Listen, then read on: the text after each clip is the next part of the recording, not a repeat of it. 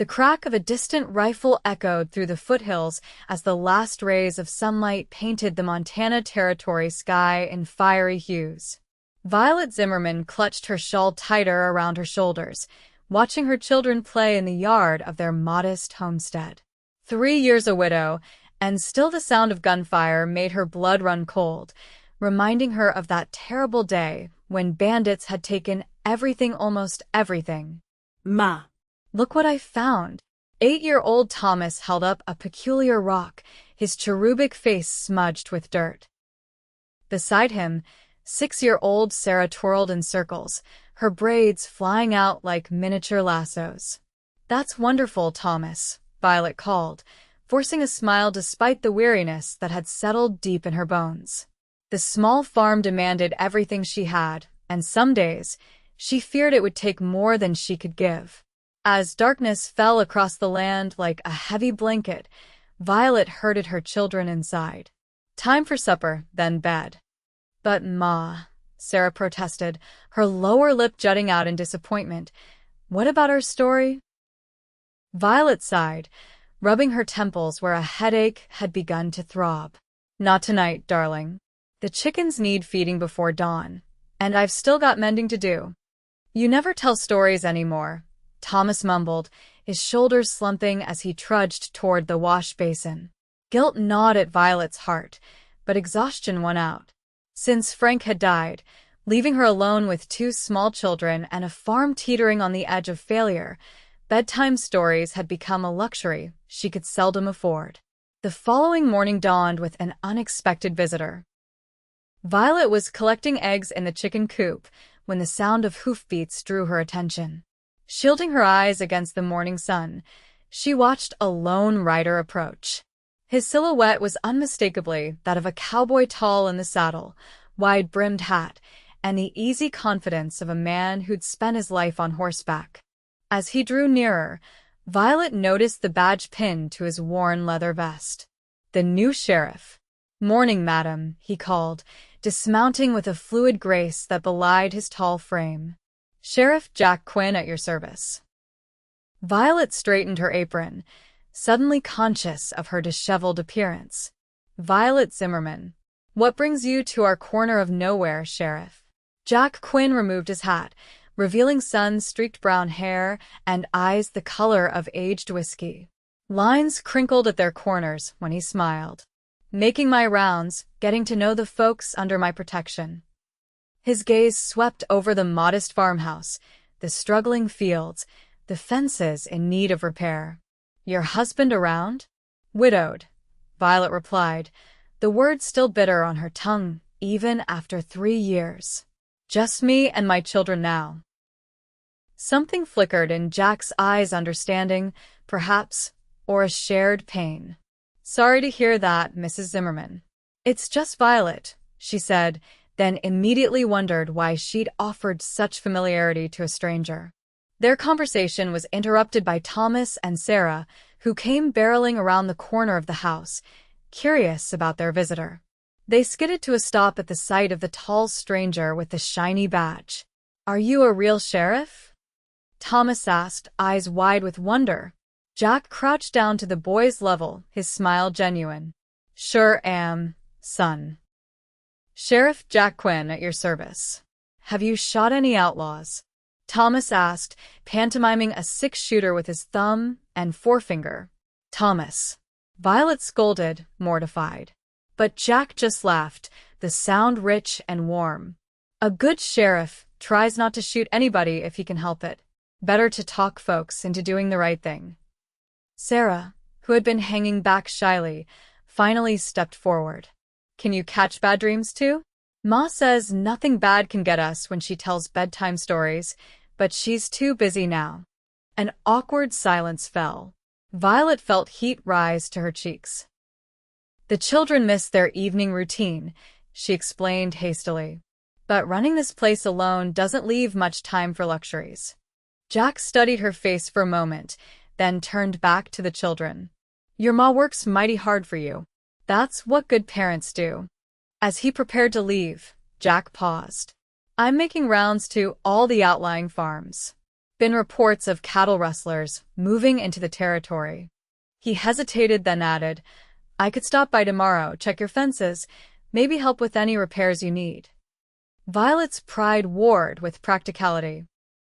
The south pasture fence had been down for weeks, and she hadn't found time to fix it properly. I wouldn't want to impose on official business. No imposition, Jack insisted. Part of keeping the peace is making sure everybody's secure. With a tip of his hat, he mounted his horse and rode away, leaving Violet staring after him, unsure whether to feel grateful or unsettled by his offer. True to his word, Sheriff Quinn returned the next day with tools and lumber. Violet watched from the kitchen window as he worked on the damaged fence, Thomas trailing behind him like an eager shadow, hanging on his every word. He's just being neighborly, Violet told herself firmly. Still, she found herself pinning her hair more carefully and donning her one good dress, the faded blue calico that Frank had always said matched her eyes, before carrying out a pitcher of lemonade to the fence line. Jack straightened when he saw her approaching, wiping sweat from his brow. Madam, he greeted her, accepting the proffered glass with a grateful nod. You've got yourself a fine helper here, he added, ruffling Thomas's hair. Boy's a natural with a hammer.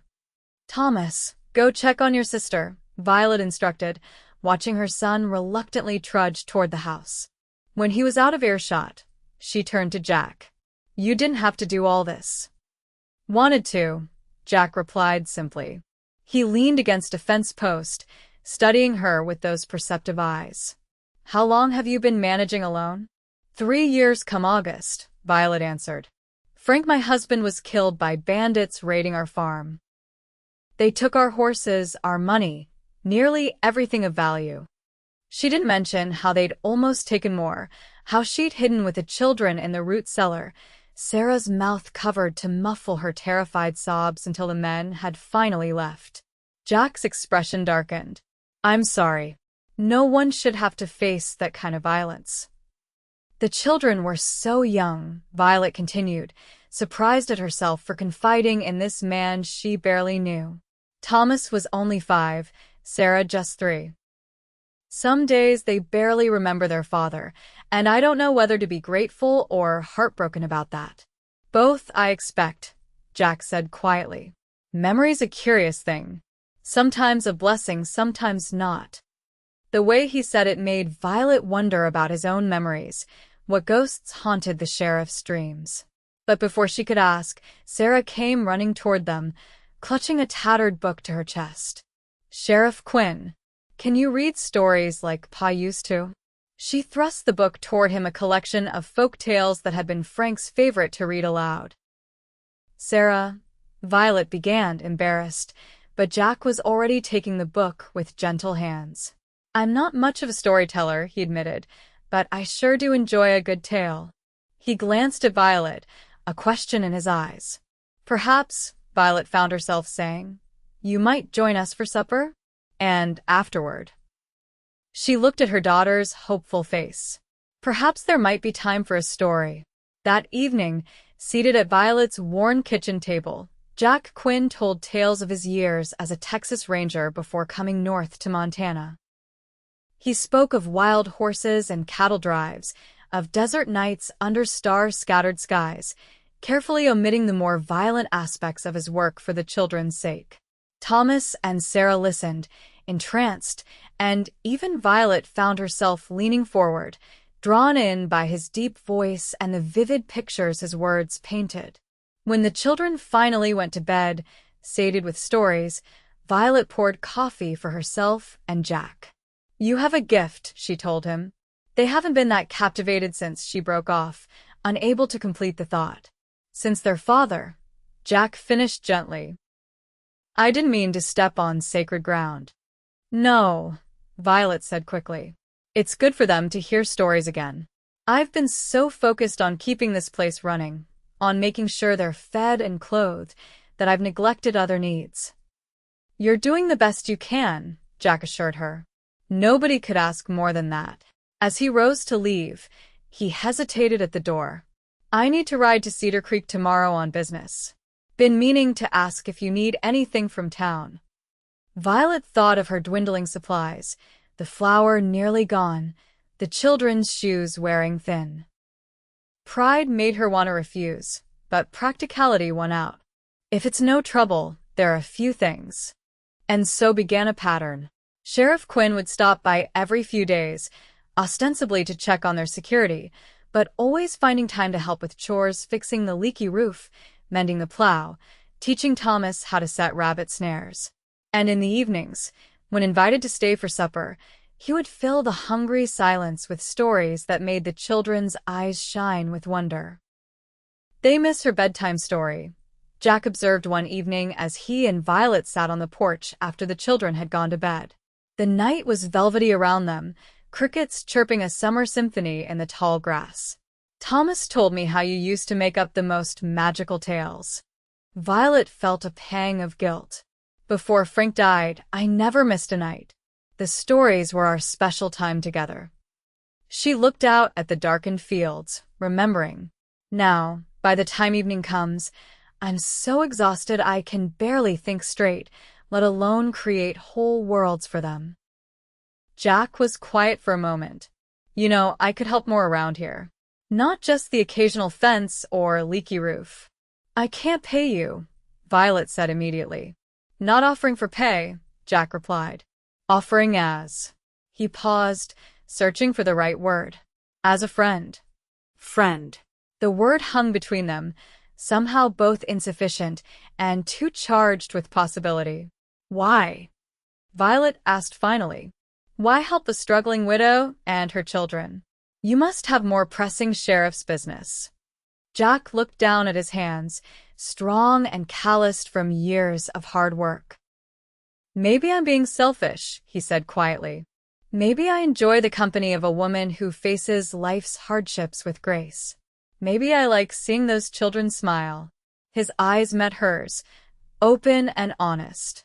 Or maybe I'm just tired of eating my own cooking. Violet surprised herself by laughing, the sound rusty from disuse. Well, if it's just about the food. It's not, Jack said, suddenly serious. But that's a start.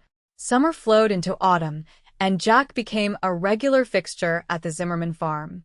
He never presumed, never pushed, but was simply there steady and reliable as the sunrise. He taught Thomas to ride on a gentle mare he brought over just to graze your south pasture, and showed Sarah how to whittle simple toys from pine scraps. And each night he stayed for supper. He would ask the children about their day, listening with genuine interest to their small triumphs and concerns. One evening in late September, as the first hint of frost silvered the grass, Jack arrived with a burlap sack slung over his saddle. Special delivery, he announced, presenting it to Violet with a mysterious smile. Inside, she found packets of seeds, carrots, beans, tomatoes, and flowers for next spring's planting. Tucked among them was a small book of children's stories, its leather cover worn but well cared for. My mother's, Jack explained, watching Violet's face carefully. She read from it every night when I was a boy. Thought your children might enjoy some new tales. Violet ran her fingers over the embossed cover, touched beyond words. Jack, I can't accept this. It's a family heirloom. I have no children to pass it to, he said simply. Would rather see it bringing joy to yours. That night, for the first time since Frank died, Violet read a bedtime story to her children. As she turned the pages of Jack's precious book, weaving tales of brave knights and clever princesses, she felt something tight inside her begin to unwind. The children snuggled close, their faces rapt with attention, and when she finished, they begged for, just one more, Ma, please. Tomorrow, she promised, kissing their foreheads. Tomorrow, and the next night too. She found Jack waiting on the porch, staring up at the stars. They loved it, she told him, settling into the chair beside his. I'd forgotten how much I enjoyed storytelling. The widow answered, Then I'll tell them one worth waiting for. Jack quoted with a smile. And you did. Violet studied his profile in the moonlight, the strong jaw, the kind eyes that had seen so much of life's harshness, yet remained gentle. "Why aren't you married, Jack Quinn?" she asked suddenly. "A good man like you should have a wife, children of your own." Jack was quiet for so long that Violet thought he might not answer. Finally, he said, "Was married once. Emily. She died in childbirth, along with our son." His voice was steady, but Violet could hear the old pain beneath the words. "That was 12 years ago in Texas." "I'm sorry," Violet whispered, instinctively reaching for his hand. His fingers closed around hers, warm and strong. "For a long time, I didn't want to risk loving like that again," Jack continued. "Threw myself into rangering, tracking outlaws across half of Texas. Thought if I kept moving, the grief couldn't catch me." He glanced at her, a sad smile touching his lips. "Doesn't work that way, though." "No," Violet agreed, thinking of her own attempts to outrun sorrow through endless work. "It doesn't." They sat in companionable silence, hands still joined, until the night air grew too cold to ignore. As Jack prepared to leave, Violet impulsively stood on tiptoe and kissed his weathered cheek. "Thank you," she said. "For the book. For everything." Jack's eyes widened in surprise, then softened with an emotion Violet wasn't ready to name. "Sleep well, Violet Zimmerman," he murmured, touching his hat brim before mounting his horse and riding into the night. As autumn deepened, so did their connection. Jack began staying later, helping with evening chores, joining in the bedtime ritual. Sometimes he and Violet would trade off, each reading a story to the eager children. Other times, they would create tales together, Jack starting with a brave sheriff or cowboy, Violet adding a clever heroine, the narrative passing between them like a delicate gift while Thomas and Sarah listened, wide-eyed and delighted. "You two make good stories together," Thomas observed one night as he snuggled under his quilt. "Like you were meant to tell them together." Out of the mouths of babes, Violet thought, catching Jack's gaze over the boy's head. Something warm and hopeful unfurled in her chest. But the fragile peace they had built was shattered one crisp October morning when Jack rode up at dawn, his expression grim. "Cattle rustlers hit the Peterson place last night," he told Violet, his voice tight with controlled anger. "Took their entire herd, burned the barn. Jim Peterson was shot when he tried to stop them." Fear clutched at Violet's heart. "Is he alive, but badly wounded? I'm gathering a posse to go after them." Jack dismounted, taking Violet's cold hands in his. "I need you to be extra careful while I'm gone. Keep the doors locked, the rifle loaded." "How long will you be away?" Violet asked, trying to keep the tremor from her voice. "Hard to say. Could be days, could be longer." Jack's eyes searched her face, memorizing each feature. "I wouldn't go if I didn't have to." "I know," Violet said. "It's your duty."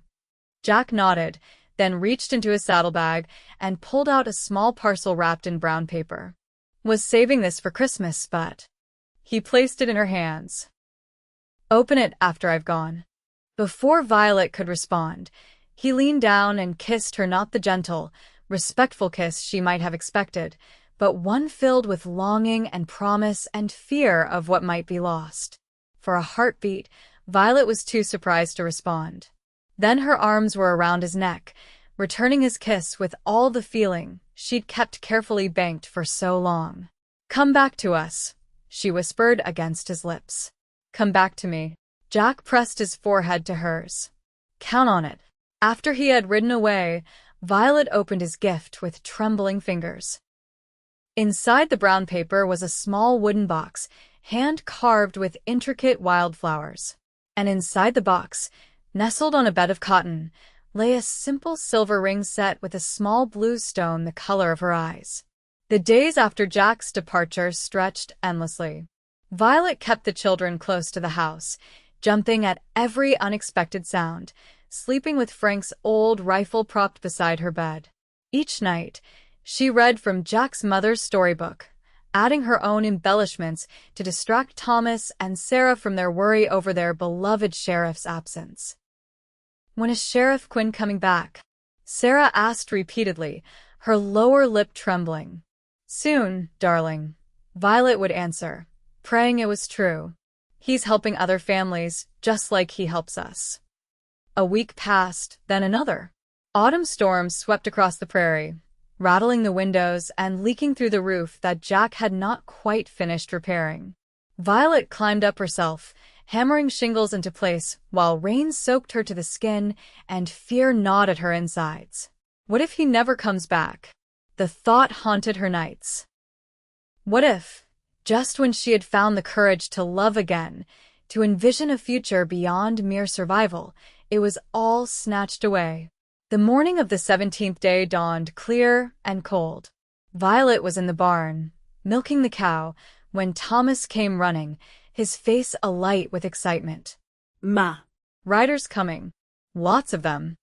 Heart pounding, Violet grabbed the rifle and hurried out to the yard. In the distance, a group of horsemen approached, dust rising behind them. She pushed the children behind her, raising the rifle to her shoulder. As the riders drew closer, Violet made out familiar figures, men from town, farmers and ranchers she knew. And at their head, tall in the saddle despite obvious exhaustion, rode Jack Quinn. Relief made Violet's knees weak. She lowered the rifle, blinking back tears as the children broke free from her grasp and ran toward the approaching horses, shouting Jack's name. Jack dismounted heavily, clearly favoring his left side. His face was haggard, a week's worth of beard shadowing his jaw, but his eyes lit up at the sight of the children rushing toward him. He crouched down to receive their enthusiastic embraces, wincing slightly as Thomas collided with his ribs. "Careful there, partner," he said, ruffling the boy's hair. "Your old sheriff's a bit banged up." Violet approached more slowly, taking in the bandage visible beneath his torn shirt, the bruising on his face. "You're hurt," she said, her voice barely audible above the commotion of men and horses. "Nothing that won't heal," Jack assured her, straightening to his full height with obvious effort. To the other riders, he called, "Go on home to your families. You've all earned a good rest." As the posse dispersed, Jack turned back to Violet. "We got them," he said simply. "All 5. They won't be troubling honest folk anymore." "And Jim Peterson?" "Recovering. His wife says she'll shoot me herself if I ever suggest he join another posse." A weary smile crossed Jack's face. "Can't say I blame her." Violet wanted to throw her arms around him, to assure herself he was really there, safe and whole. But caution held her back. Despite their kiss before his departure, despite the ring she now wore on a ribbon around her neck, hidden beneath her dress, she wasn't sure where they stood. Jack seemed to sense her uncertainty. "Children," he said, turning to Thomas and Sarah, "would you mind seeing to my horse? She's had a long journey and could use some grain and water." When the children had led his horse toward the barn, Jack took a step closer to Violet. "I thought of you every day," he said quietly. "Of all 3 of you. Thought of this place as home." "It can be," Violet whispered, "if you want it to be." Jack reached out, gently touching the ribbon visible at her neck. "Is that a yes, then?" Violet pulled the ribbon from beneath her dress, revealing his ring. "It's not just a yes, Jack Quinn. It's a what took you so long to ask." His laughter was the most beautiful sound she'd ever heard. Then his arms were around her, holding her as if she were something infinitely precious, and she was crying and laughing all at once, her face buried in his shoulder. "I'm sorry I was away so long," Jack murmured into her hair. "But I made a promise to come back, and I mean to keep every promise I ever make to you." That evening, after Jack had bathed and Violet had tended his wounds, a bullet grazed along his ribs that had thankfully not been serious, they gathered around the kitchen table like a family. Jack told a carefully edited version of the posse's pursuit of the rustlers, emphasizing justice served rather than violence witnessed. And now, he concluded, this sheriff is ready to hang up his star and try his hand at farming. Thomas's eyes widened. You're not going to be sheriff anymore? Not for much longer, Jack confirmed. I've already spoken to the territorial governor about my replacement. Reckon I've chased enough outlaws for one lifetime. Time to put down roots. With us? Sarah asked hopefully. Jack glanced at Violet, who nodded, her heart full to bursting. Yes, little one. With you. If you'll have me. Does this mean you're going to be our pa now? Thomas asked, his serious expression so like Frank's that Violet felt a momentary pang. Jack considered the question carefully. I'd be honored to be a father to you both, he said. But I know you had a good pa, who loved you very much. I'm not trying to replace him in your hearts. Pa's in heaven, Sarah said matter-of-factly. He wouldn't mind sharing. That night, after the children were asleep, Jack and Violet sat on the porch swing, huddled together beneath a quilt against the autumn chill. Above them, stars scattered across the vast Montana sky like diamonds on black velvet. I have something for you, Violet said, reaching into her pocket. She withdrew a simple gold band Frank's wedding ring, which she had kept in a small box in her dresser. I thought perhaps you could melt it down, use the gold for our rings. A way of honoring the past while embracing our future. Jack took the ring reverently. Are you certain? This is precious to you. Frank would approve, Violet said, surprising herself with how sure she felt. He once told me that if anything happened to him, he wouldn't want me to face life alone. He'd want the children to have a father who loved them. And their mother? Jack asked softly. What would he want for her? To be loved, Violet answered simply. To be cherished. To have a partner to share her burdens and her joys. She turned in Jack's arms, meeting his gaze directly. All the things I've found with you.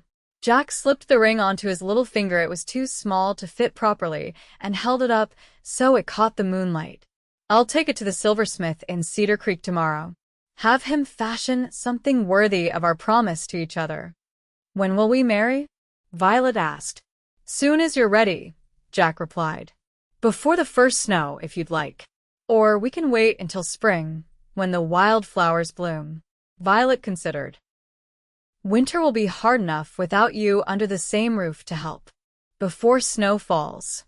Jack smiled, his eyes crinkling at the corners in the way she had come to love. For weeks from today, then.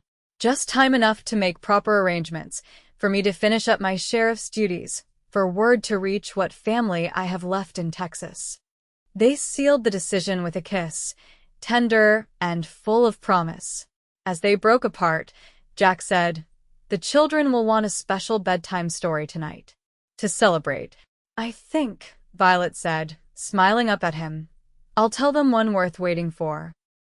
The story of a lonely sheriff and a struggling widow, and how love found them both when they least expected it. 3 weeks later, on a crisp November morning with the smell of snow in the air, Violet Zimmerman became Violet Quinn in a simple ceremony at the Cedar Creek Church. Thomas proudly carried the rings, new ones fashioned partly from Frank's gold, and Sarah scattered late-blooming wildflowers along the aisle. The entire community turned out to witness the union of their retiring sheriff and the widow who had captured his heart. I never thought I'd find this again, Jack whispered as they shared their first dance as husband and wife at the celebration afterward. A family, a home, a love worth fighting for. Nor I, Violet admitted, leaning her head against his chest. After Frank died, I thought that part of my life was over. And now? Jack asked, tilting her face up to his. Now I know better, Violet said, standing on tiptoe to kiss her new husband as their friends and neighbors applauded. Some stories don't end. They just turn the page to a new chapter. That night, as Jack and Violet tucked the children into bed in their new family home, Sarah asked sleepily, Will you tell us the story again? The one about the sheriff and the widow. Jack looked at Violet, love shining in his eyes. What do you say, Mrs. Quinn? One more story, before we start our own new chapter?" Violet smiled, taking his hand as they settled at the foot of the children's bed. "Once upon a time," she began, "in a small corner of Montana Territory, there was a brave sheriff who rode up to a struggling farm. And as the first snowflakes of winter began to fall outside the window, blanketing the world in pristine white, the family huddled close, wrapped in the warmth of their new beginning and the timeless magic of a story worth waiting for."